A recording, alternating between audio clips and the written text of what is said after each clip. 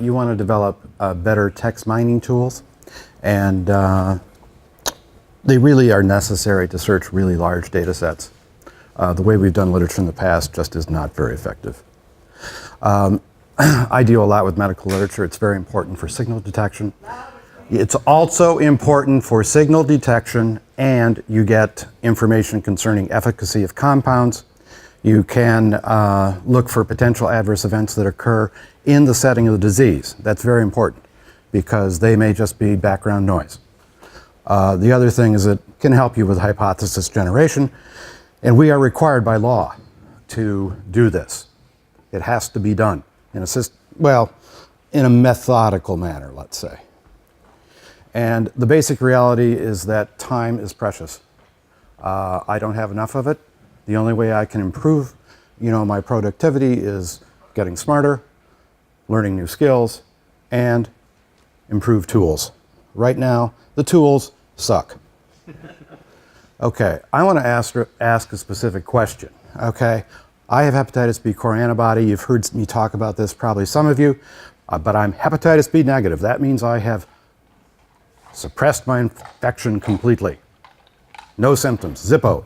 But I'm going to get this immunosuppressive agent called tocilizumab. Do I need to take antiviral prophylaxis? Because when you're on an immunosuppressive and you've been exposed to Hep B, you can reactivate. If you reactivate, you have a 50% chance of death. Okay? So it's a kind of a big deal.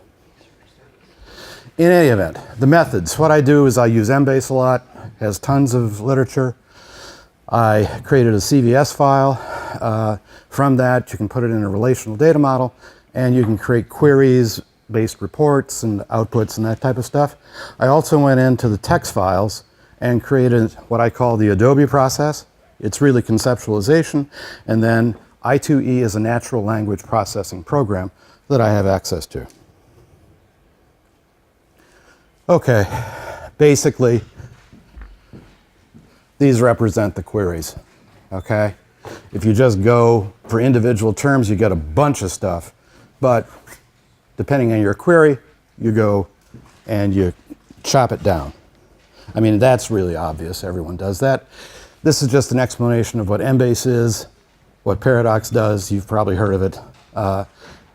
Adobe Acrobat Professional. I use it, and I use it for this because it has a redaction function where you can go through even a very large document and highlight in minutes to seconds any terms that you are interested in.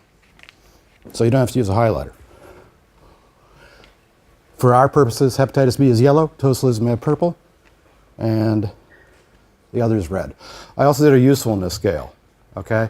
Did I think the abstract had any value when I went through and reviewed it? Okay, again. Now, that's what the output looks like in Acrobat. Okay, just a sample. Tocilizumab appears 10 times, Hep B 22 times, prophylaxis 4 times, total 36 hits. This is what I2E looks like. I2E doesn't do hits, but it's really good at connecting dots. I just ran this, just that one query, 20, prophylaxis, it's all there, maybe. Output. Out of all that stuff, I found 2 that I thought were somewhat valuable, okay? These are the number of hits. The usefulness score here. 6 is like, not bad, but it's not great. Okay, then looked at, okay, is there any correlation with this stuff? There appears to be hits, value on the bottom. Seems you got more hits, you get, a little more interesting. The thing that I really want to stress, time. 2 hours, 50 minutes, 21 minutes, 5 minutes. Once the query's built, 6.5 seconds. And you find the results of I2E, they're pretty close. I want money. That's the conclusion. Thank you very much.